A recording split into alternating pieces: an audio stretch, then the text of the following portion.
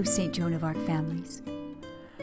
On the day we light our Advent candle for love, we have the story of Elizabeth and her cousin Mary, the young girl who delivered God to the world. And this leads to our question.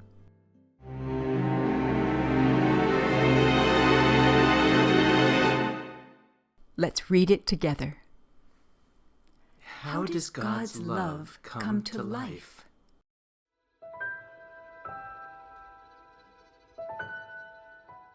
Our first reading talks about Bethlehem, that humble little town where our God would be born.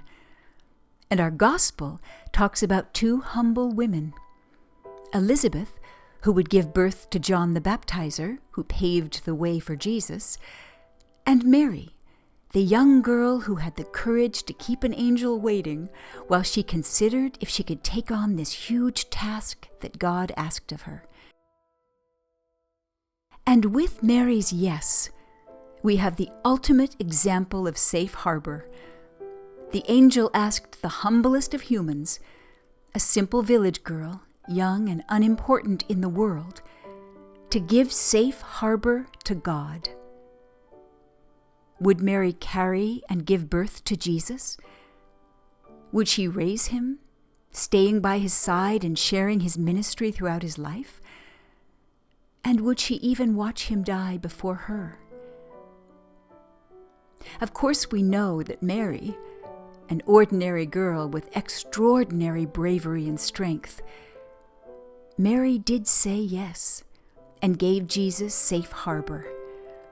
And in return, Jesus harbors not only Mary, but all of us. Today we have two very special visitors, Elizabeth and Mary, come to tell us their stories. Our actors are Ananda Cordova-Stuart as Mary and Jeanne Ford as Elizabeth. When I heard the news, I was astonished. Mary, my little cousin, pregnant and not married? I watched at her birth. I saw her take her first breath. I heard her infant laughter, and I held her tiny fist as she stumbled in her earliest steps. I taught her how to pray and to put her trust in God. As I grew older, she became a young woman. I loved my little cousin as though she were my own daughter. And now I learned that Mary was with child, without a husband. In many ways, I was like any girl in my village. I worked hard each day, carrying water from the well, cooking meals, harvesting the olives in season. And I was deeply happy. The world all around me seemed to reflect the glory of God. One day, I paused on my way to the well. All was still and silent.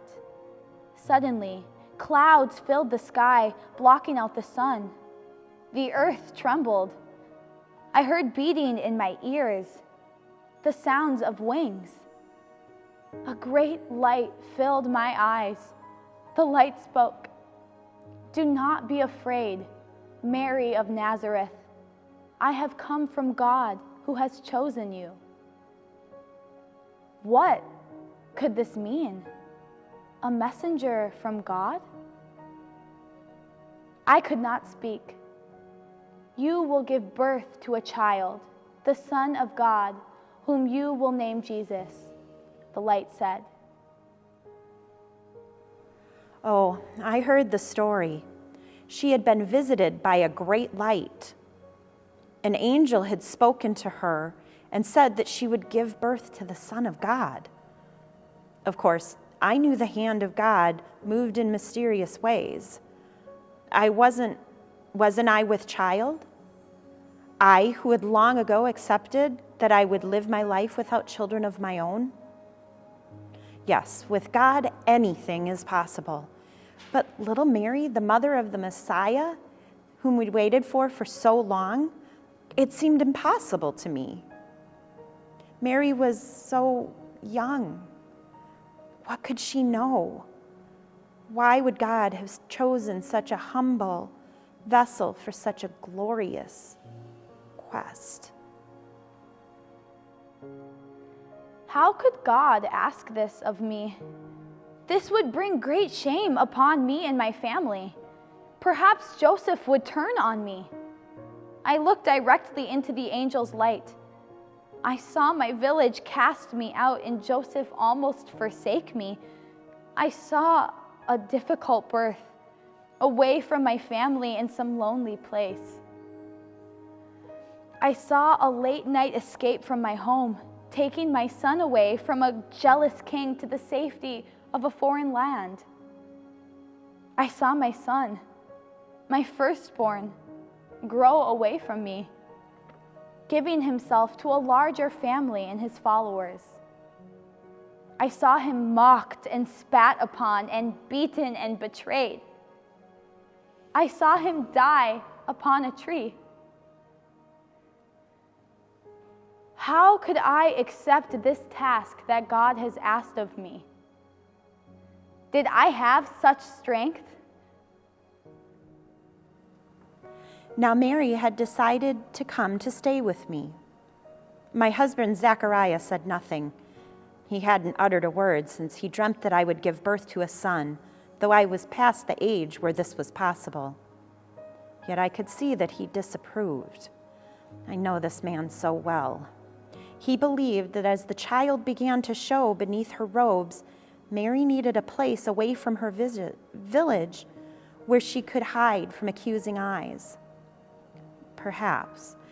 But all I could think of was that she needed me, her cousin Elizabeth. And so I prepared to receive Mary with love, despite her condition. Why has God chosen me? I was a simple village girl who expected to live an unremarkable life. I could run home to the shelter of my father's house, marry Joseph, and become like my mother, a respected woman in our community, ordinary and safe. But God was not ordinary nor safe.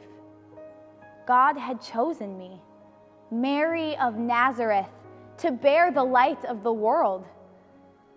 I looked into the angel's light and said, "Yes, I will bring forth a son whom all the world will call blessed."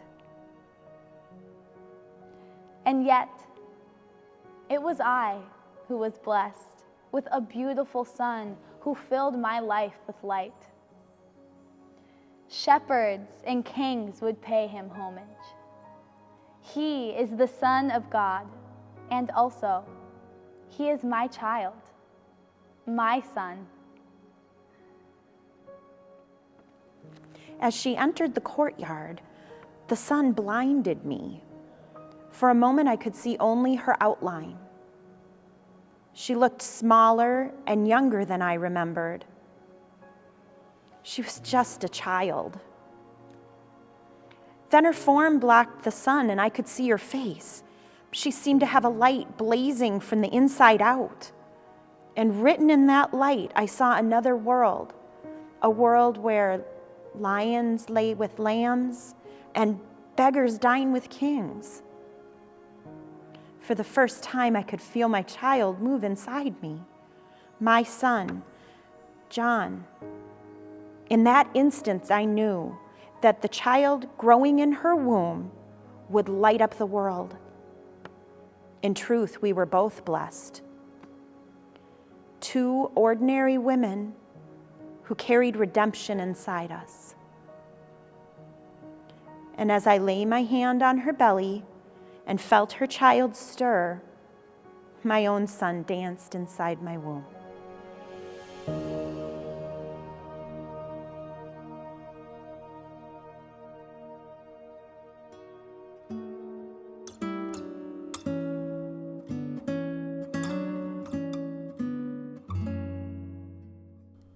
During our Advent season, we've thought about safe harbor, living with a secure home, good food and health, freedom to learn and worship God in safety. Through our stories, We've thought about seeking safe harbor for ourselves and offering it to others. And we end Advent with our very best story of safe harbor. Mary bringing God's love to life for us when she agreed to deliver Jesus to the world to teach us how to find safe harbor together. Have a blessed last week of Advent.